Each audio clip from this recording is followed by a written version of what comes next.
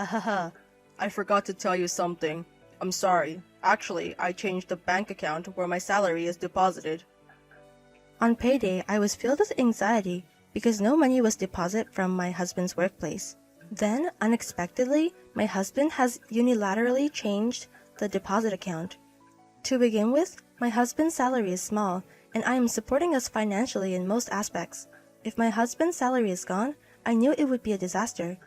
Despite this, my anger grew at my husband for forgetting to report such important news. I decided to end our marital life right there based on the reason that he had changed the deposit account without telling me. My name is Catherine, a 31-year-old working housewife. I live in an apartment with my husband, Patrick.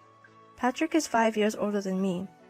We started dating after meeting at a matchmaking party, and at that time I thought Patrick looked very mature and that if I married him, he would protect me. I wasn't right for thinking that, but I think Patrick, who hid the fact that he had debts and married me, was worse. Patrick is the type who can't suppress his desires, and if he saw a watch he likes while on a date, he'd buy it even if it's $1,500. He hardly ever has cash because of monthly credit card payments, but he always said, "I'm a man who rides the wave of the time," so I haven't made cash payments since 10 years ago. So it means that he's been living a life chased by credit card payments for the past 10 years. I want to scold my past self for thinking that he was a mature man when I saw him using a credit card. Since we started our married life, Patrick and I decided to put our salaries into one account. I thought about making it an allowance system, but Patrick only wanted to pay with his credit card, so I decided to give him an allowance of $200 per month. However, when I looked at the actual flow of money, I realized that we couldn't afford to use $200. It's because $700 is withdrawn every month from Patrick's card payments. Apparently, he's doing a monthly fixed payment. Patrick's take-home pay is $1,000 and mine is $2,000. With a payment of $700, life becomes a little harsh. Considering the future, I was too scared to spend money freely. Despite this, Patrick goes around playing as he pleases and uses his credit card. After marrying Patrick, I was shocked to find that his take-home pay was less than that of new employees at my company. I asked him the name of his company before we got married, and he said he worked for a fairly large company, so I believed him. However, Patrick wasn't completely lying. He worked part-time at a restaurant run by a large company. Moreover, he works part-time at a high-end restaurant and is usually in a suit. I was deceived even more because he looked cool in his suit when we met after work. Even such a person has a credit card limit of $3,000, which is wrong. We were able to have our wedding ceremony because my parents gave us the money, so I didn't know that Patrick was so poor. I should have discussed it more or asked him to show me his payslip, but it's too late to regret it now. About half a year after we got married, my mother-in-law came to our house. Patrick basically works on weekends and holidays, so I had to handle it by myself. My in-laws are rich because my father-in-law runs a company. Now, my brother-in-law is following his father in the business to take over the company, so Patrick is free to do as he pleases without any criticism. My mother-in-law also spoiled Patrick. "Well, I don't know what you're thinking living in such a cheap apartment, Catherine. Patrick isn't the kind of person who should live in a house like this." I was planning to live in a nice apartment after I got married, but things changed. I swallowed the words, "especially because of your son," and forced a smile.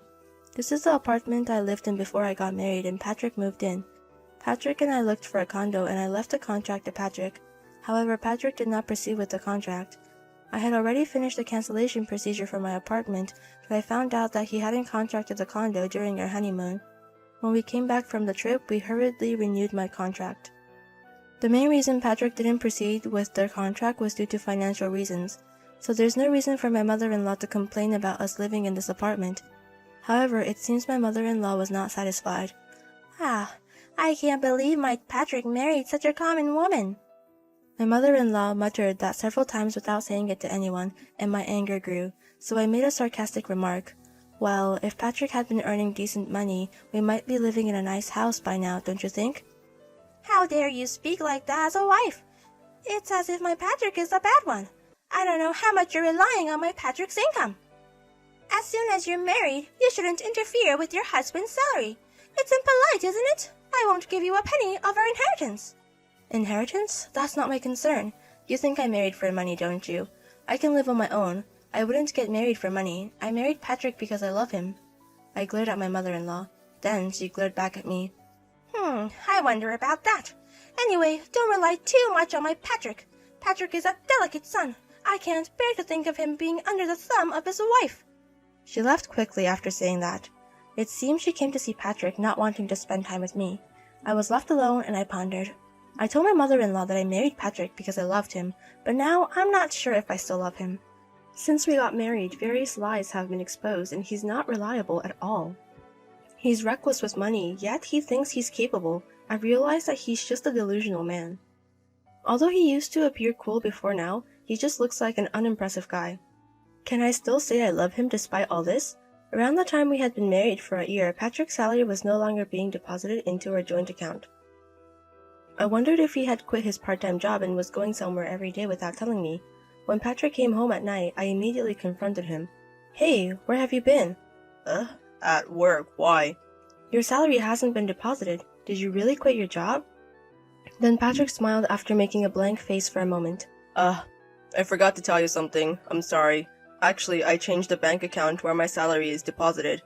What? What do you mean?" I've decided to stop living on credit cards. "What?" So I realized that cash is better. As long as I use a credit card, the debt doesn't decrease, but rather continues to increase. Considering the interest I'm currently paying, I realized that I was wasting money. You can keep paying for the credit card. Once the payment is over, there won't be any interest. The more Patrick spoke, the more my anger grew. Is there any benefit for me in this? Once the payment is over, you won't have to withdraw $700 every month. It's good, right? You should be the one to pay. I can't. Then I can only spend $250 a month, so please handle the rest. Seeing that I was furious, Patrick hurriedly left the house. Marrying that man was the biggest mistake. I was ready to start the divorce process right away, but at that time I didn't have enough knowledge. I filled in my part on the divorce form and said, "Patrick, let's get a divorce," but he refused. Catherine, you're funny. You don't know you can't just get a divorce that easily, do you? If we're discussing divorce, we need to have a conversation. We can't get a divorce unless I agree, and I have no intention of agreeing. It's pointless. Even in the case of a mediated divorce, we need to talk it out in court. Mediators will try to persuade us not to divorce. It's time-consuming, and we can't divorce unless I agree. Or are you going to sue? Patrick said this with a smile on his face. I can tell. Patrick didn't want to let go of his cash cow, which is me. He must be enjoying the fact that he's using his entire salary as his pocket money and being supported by me. It seems like I'm the only one suffering, isn't it? Patrick not only doesn't contribute financially, but he also doesn't do any housework at all. I think it's wrong that I can't even get a divorce easily. Do I have to continue living this married life? While feeling such despair, I lived a life balancing household chores and work. I wonder how much I haven't been spending on myself anymore. Before getting married, I had many hobbies and lived happily. Will I continue to be exploited by Patrick? Just looking at Patrick's carefree, worry-free, smiling face gives me the creeps. I tried to keep my distance from him as much as possible because I didn't want to see his face. 6 months after my first divorce proposal, my mother-in-law came again. That day was a weekend, but due to shift scheduling, Patrick was home. I was working from home and was a little busy. I thought I'd greet her briefly and then continue my work if she came just to see Patrick. However, when I showed my face to greet her, my mother-in-law suddenly pointed at me and started yelling. "What do you think you're doing to my Patrick?" What are you talking about?" "You're treating him coldly because his earnings are low, aren't you? My son earns $2,500 a month, yet you who only about $1,500, why are you blaming Patrick?" When I stared at Patrick, he was sweating and his eyes were darting around. It seems he told various lies when he was grumbling to his mother. Just like he lied to me before we got married, he now seems to be deceiving his mother. My mother-in-law kept complaining to me, trying hard to protect Patrick. "To begin with, your job isn't a big deal, is it? Despite that, you don't give Patrick any pocket money, and I heard you're living a luxury life alone." A luxury life. When I looked at Patrick again, he put his index finger over his mouth, indicating not to say anything. Seems like he is flustered and teary-eyed, likely due to being in a state of agitation. Although he lied while complaining, he didn't seem to expect his mother to storm in. "Well, that's right. It's terrible to put your husband down like that, right, Patrick?" The moment my mother-in-law looked at Patrick, he blurted out at me, "That's right. The good-for-nothing wife should leave." It didn't seem like his true feelings, as the moment my mother-in-law turned her face towards me, he made an apologetic gesture behind her. So I nodded and said something I didn't mean. "Understood, I will leave. A woman like me was too good for Patrick. I'm sorry. I'm glad you understand, but you don't have to leave. From now on, just change your attitude towards Patrick. Yes, I see. I will change. I'll be watching to make sure you don't do anything bad to Patrick again. My mother-in-law left with a satisfied look. However, inside my heart, a feeling of sadness, emptiness, and indescribable sense of nihilism overwhelmed me. What was the point of all my sacrifices paying off Patrick's debts? The thought brought tears to my eyes. Even Patrick seemed flustered, seeing me cry. Catherine, are you okay? Do I look okay? Sorry, really. I think my mom misunderstood because I sort of exaggerated the story. I think she'll be relieved if we can become a good couple from now on. Let's grow together, okay? Sure, I still have work to do. Don't disturb me. I opened my laptop and instead of working, I began searching for law firms. I also tried asking online what I should do about my situation. Then various solutions appeared. I blame myself for not taking action until now. If I had known, I might have been able to divorce before being talked down to by my mother-in-law like that. But from now on, I won't be bossed around by Patrick. With that determination, I started preparing for a divorce.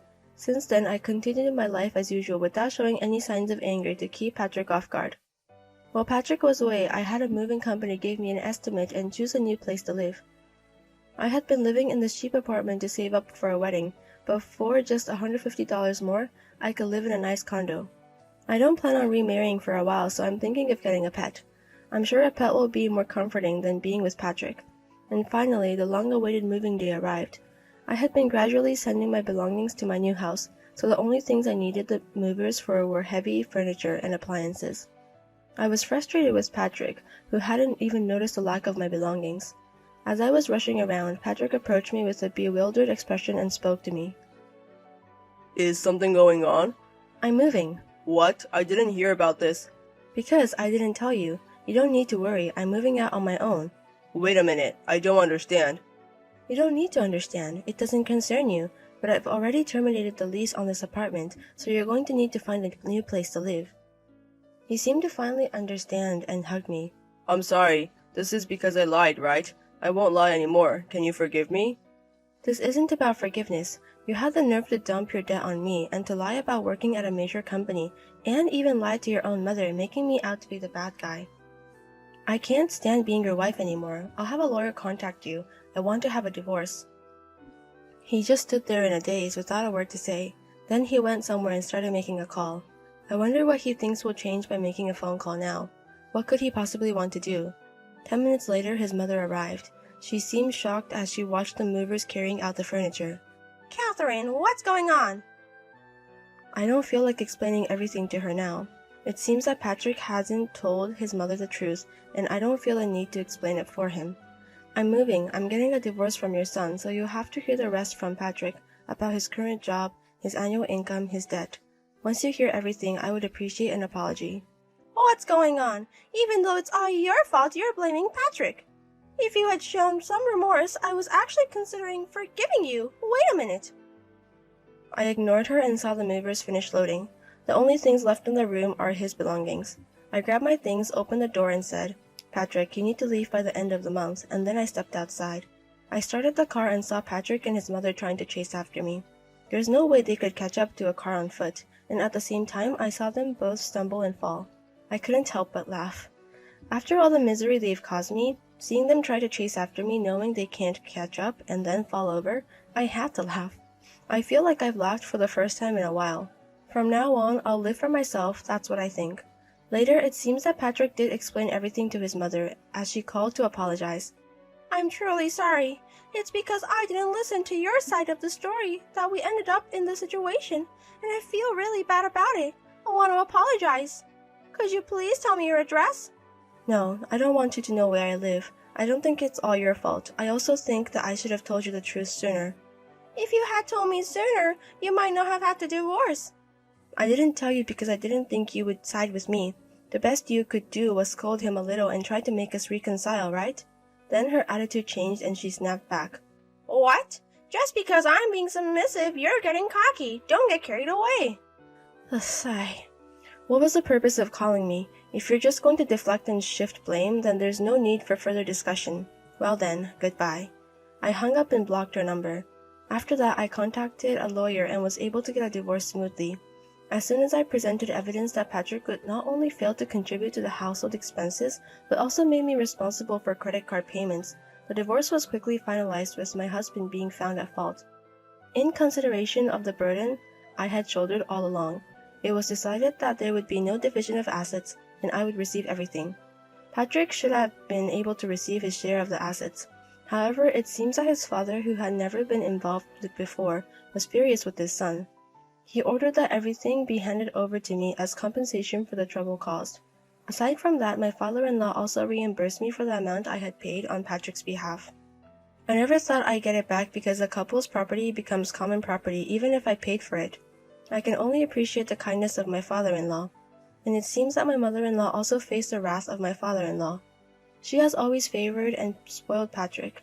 It seems she was told to live with Patrick alone, and they started living together in a rundown apartment like the one I used to live in. Finally, she seemed to understand my stress, and the next time she called me from a public phone, she apologized while crying. I won't forgive her for this, but I want her to taste the pain of living with Patrick for a while. As for Patrick, it seems that he exceeded his card limit and his mother issued a card ban. His salary is also managed by his mother, and his allowance has been reduced to $70 per month.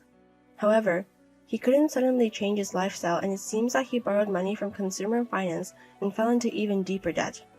I heard that even his mother is starting to give up on Patrick. I sympathize with the lender. Since moving to a pet-friendly condo, I welcomed a cute dog into my life. The dog listens to what I say well, runs around energetically when we go for a walk, and it's good exercise for me. It's as if I've gained a younger brother and my life has become richer all at once. My parents started visiting my condo to meet the dog, and I made friends through my dog, and every day is more fulfilling than I could have imagined when I was married. For now, I want to continue enjoying these pleasant days.